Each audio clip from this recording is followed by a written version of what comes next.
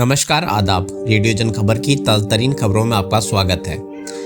इस लोकसभा चुनाव में कांग्रेस पार्टी जिस चुनावी घोषणा पत्र के साथ उतरने जा रही है वो पार्टी के 5 न्याय और 25 गारंटी की घोषणा पर आधारित होगा। राहुल गांधी ने कहा, भारत जोड़ो यात्रा और भारत जोड़ो न्याय यात्रा के माध्यम से हम लगातार गांव-गांव, गली-गली लोगों के बीच गए और देश की आवाज़ सुनी।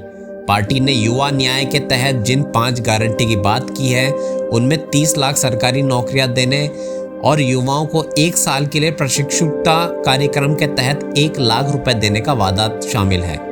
पार्टी ने किसान न्याय के तहत न्यूनतम समर्थन मूल्य को कानूनी दर्जा, कर्ज माफी आयोग के गठन और जीएसटी मुक्त खेती का वादा किया है। कांग्रेस ने श्रमिक न्याय के तहत मजदूरों को स्वास्थ्य का अधिकार देने, न्यूनतम मजदूरी 400 रुपये प्रतिदिन सुनिश्चित करने और शहरी रोजगार गारंटी का वादा किया है।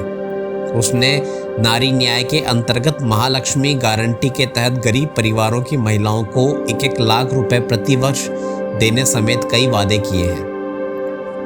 कांग्रेस नेता राहुल गांधी ने चुनावी बॉन्ड पर केंद्र सरकार पर निशाना साधते हुए इसे दुनिया का सबसे बड़ा जबरन वसूली रैकेट बताया है। राहुल गांधी ने कहा, सीबीआई, ईडी, आईटी, बीजेपी और आरएसएस के हथियार हैं।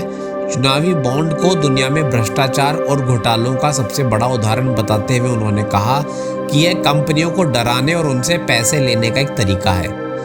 यह एक बहुत बड़ी चोरी हो रही है जो पूरी तरह से प्रधानमंत्री द्वारा आयोजित की गई है।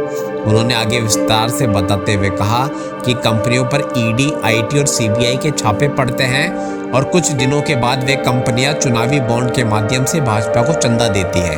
कंपनियों को ठेका मिलता है और कुछ दिनों के बाद वे चुनावी बॉन्ड के माध्यम से ये ठेके के बदले भाजपा को चंदा के रूप में पैसा दे देती है।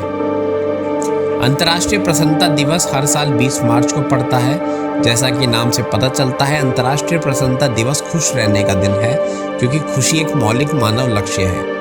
20 मार्च को प्रकाशित संयुक्त राष्ट्र प्रायोजित वार्षिक विश्व खुशहाली रिपोर्ट में फिनलैंड लगातार 7वें साल दुनिया का सबसे खुशहाल देश बना रहा, जबकि खुशहाली सूचकांक में भारत पिछले साल की तरह ही 126वें स्थान पर है।